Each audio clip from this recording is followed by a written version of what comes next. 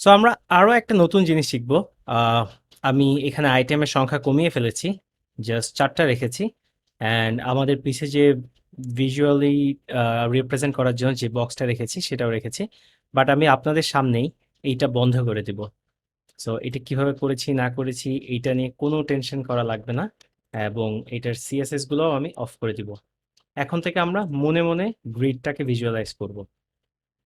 And এক একটা আইটেমের ব্যাকগ্রাউন্ড কালার দিয়েছি ব্রাউন, রেড, ইয়েলো। সো প্রথম আইটেমটা red, then blue, green and brown.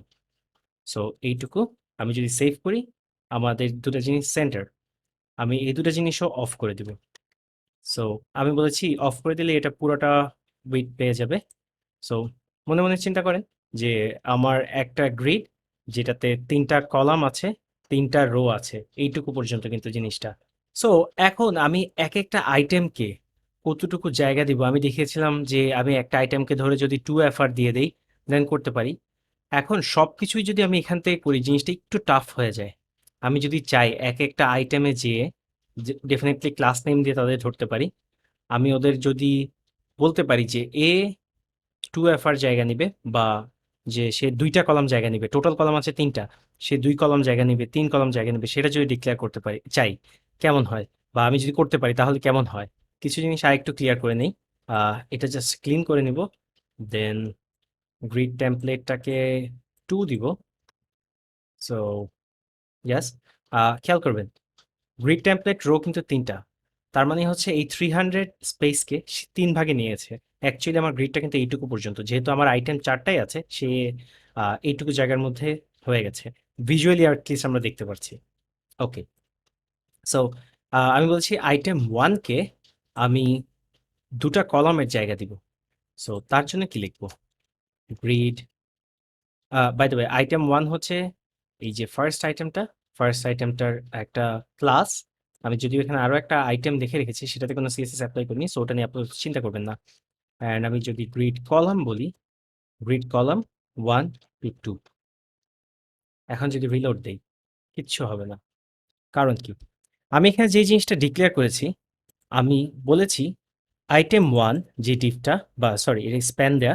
So item 1 গ্রিডের 1 থেকে শুরু হবে, সেল 1 থেকে শুরু হবে, কলামের দিক থেকে সেল 1 থেকে শুরু হবে 2 পর্যন্ত, নট ইনক্লুডিং 2, 2 পর্যন্ত। সো 2 পর্যন্ত জায়গা কিন্তু এইটা। এখনই দেখতে পারবেন আমি যদি 3 দেই, 3 এক্সিস্ট করে না, বাট এটার মানে হচ্ছে 3 পর্যন্ত। আমি যদি রিলোড দেই দেখতে পাচ্ছেন আইটেম 1 3 পর্যন্ত জায়গা নিয়েছে। অ্যাকচুয়ালি আপনি এটা এভাবে নর্মালি যদি চিন্তা করেন, 3 যখন দিই তার মানে হচ্ছে 1 and 2 নিবে, 4 যখন দিব 1 2 3 নিবে। সো ওইভাবে চিন্তা করলে আই গেস আরো ইজিয়ার হয়। এখন আমি এই কাজটা যদি কলামে না করে রো করতে চাই, আমি জাস্ট একটু রিভার্ট ব্যাক করে নেই, না হলে হচ্ছে কনফিউজ হয়ে যাবেন ডিরেক্ট যদি কলাম থেকে রোতে যাই। সো আমি যদি গ্রিড রো লিখি, দেন আমি যদি বলি 1 থেকে 2, আমি বলেছি এটা কোনো চেঞ্জ হবে না। যদি 1 থেকে 3 বলি, খেয়াল করবেন, সো তার মানে 1 থেকে শুরু হবে এক্সক্লুডিং 3, 3 বাদ দিয়ে 3 পর্যন্ত। রিলোড দেই, 3 পর্যন্ত চলে আসছে। এখন এই আইটেমটা যখন বড় হবে, এই আইটেমটা আমি এই যে এটা দিচ্ছি, এই আইটেমটা যখন বড় ছোট হবে, সেক্ষেত্রে বাকি জিনিসগুলা কোন দিকে ফ্লো করবে? দ্যাট ইজ বাকি যেই গ্রিডের সেলগুলা চিন্তা করেন, বাকি গ্রিডের সেলগুলা কোন দিকে যাবে?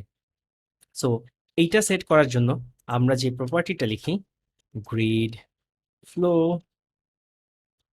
অটো ফ্লো, কোন দিকে ফ্লো করবে? আমি যদি রো বলি, সবগুলা ডান থেকে শুরু হবে। একটু দেখিয়ে নেই তাহলে হয়তো ইজিয়ার হবে।